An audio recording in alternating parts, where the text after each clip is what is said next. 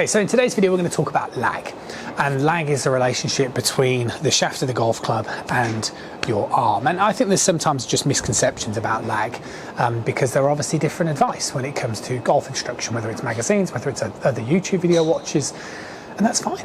I think if every golf pro just said exactly the same thing and it didn't fit with your narrative, then you'd get completely stuck. So I think the fact that certain people interpret information differently, I think that's a healthy thing.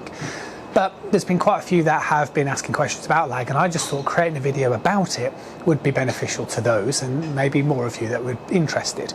So first of all, lag is really important, whichever way you want to look at it. And to experience lag, you just want to literally just, if you kind of get the shaft of the golf club in line with your arm, so you're taking away all wrist angle, and you try and swing that club as fast as you can, you're going to notice that you're not going to produce any sort of whipping action at all. Whilst this time, if you allow the club to create, say, roughly a 90-degree angle, and then you allow that angle to go, you're going to start to be able to produce a whipping motion almost instantaneously and just really easily as well. Okay, so that's the first thing that you want to be doing, allowing this club to really sort of whip through on the back of the golf ball.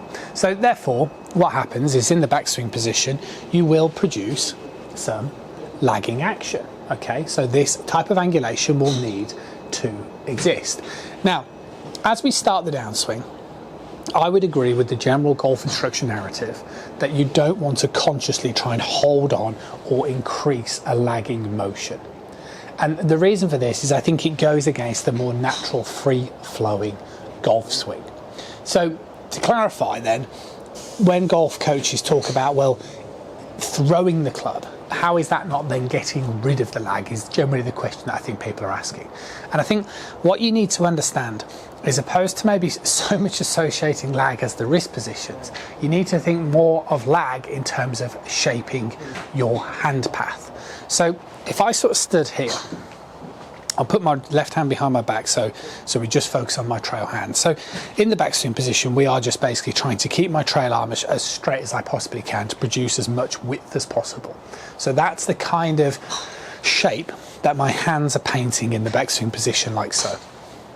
But in the downswing, what we don't want is we don't want my hands returning down on the same path, because obviously this would produce too much of a casting effect, which would mean by the time we get to the back of the golf ball, I'd end up in more of a scoopy action, like so. So what needs to happen in the downswing position is, as I take my arm back like so, is in the downswing, I have to find a way for the hands to come down on a narrower path. Okay, now the way that's going to happen is by the upper arm relationship, which we've been talking about on the channel. So as you can see the difference, in the backswing, my upper arm moves away from my body. As I start the downswing, my upper arm starts to move down towards the side of my body.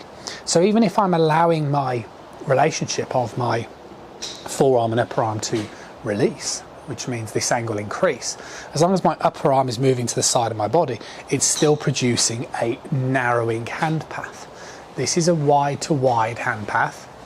This is a wide to narrowing hand path. And when we do that, this is when we can see the difference between professional golfers. So if we look at a professional golfer in the takeaway position compared to a parallel position coming down, we can always see a huge difference in terms of where that club shaft is located. And the big reason for this is because of how the upper arm is moving towards the side of the body. So lag really isn't maybe the kind of thing you want to be thinking about on such a conscious level. I think you want to think about lag as more of a swinging action. Okay, so more of a swinging action in regards to feeling like you're sort of throwing the club, as if you were sort of whipping the club through. But the lag is created by the hands going on a widening path to a narrowing path, not on a conscious level of setting the wrists and holding onto the wrists. We don't really want to be doing that, because you're going to be losing all of that flow and all of that nice rhythmical thing that we are looking to reproduce in the golf swing. So I'm hoping that this video just helps.